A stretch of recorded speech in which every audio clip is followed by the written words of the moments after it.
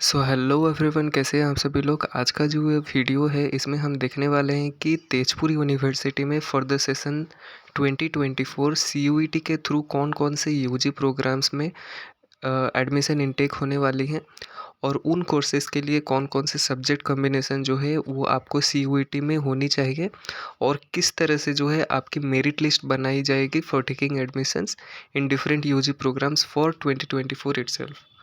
तो ये जो है ये एक नोटिफिकेशन है फ्रॉम तेजपुर यूनिवर्सिटी। इसमें लिखा गया है for admission into integrated MCom MSc MA BSc BEd BA Chinese candidates will be selected on the basis of performance in the CUET UG conducted by NTA.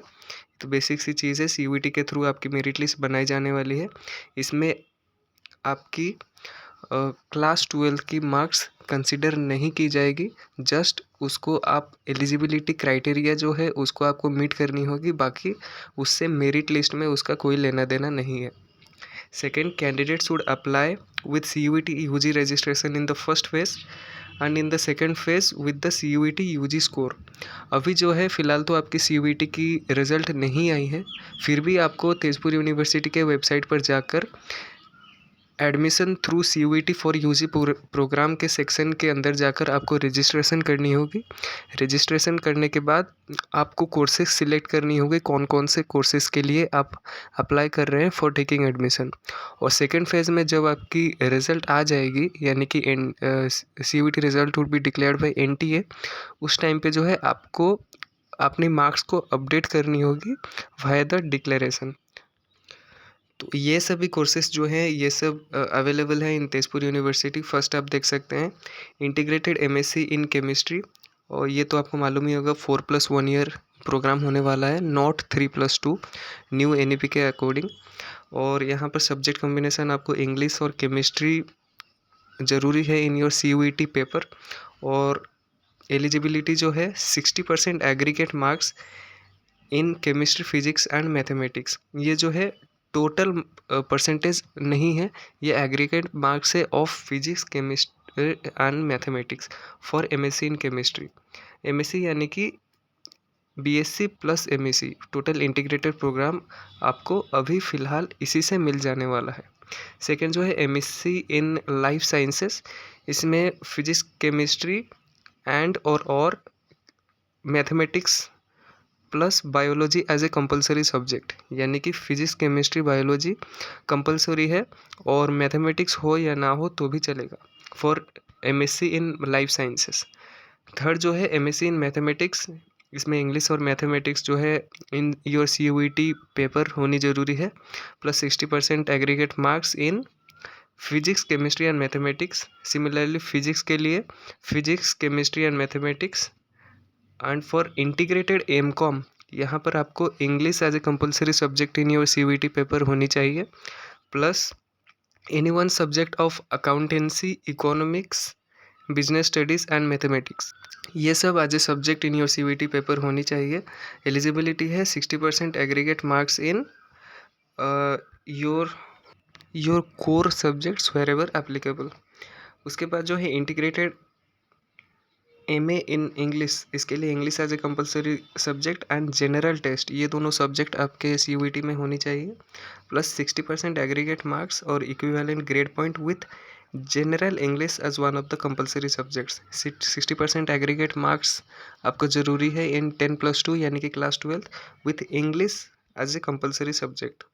Integrated BSc BEd, ये 3 subjects में available है, physics chemistry and mathematics. अगर physics के लिए आप BSc BEd में apply कर रहे हैं तो फिजिक्स कंपलसरी है in your CUET paper and there applies for chemistry and mathematics too. अगर ये तीनों आपने सीयूईटी में अपेयर किया था तो ये तीनों डिग्री के लिए आप एलिजिबल हैं, प्रोवाइडेड इंग्लिश भी आपका कंपलसरी सब्जेक्ट था इन योर सीयूईटी पेपर।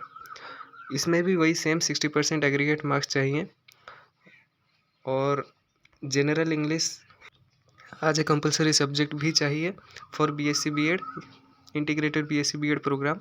लास्ट जो है बीए इन चाइनीज़, इसमें इंग्लिश और जनरल टेस्ट ये दोनों आपके कंपलसरी सब्जेक्ट हो जाएंगे सीयूईटी एंट्रेंस पेपर में।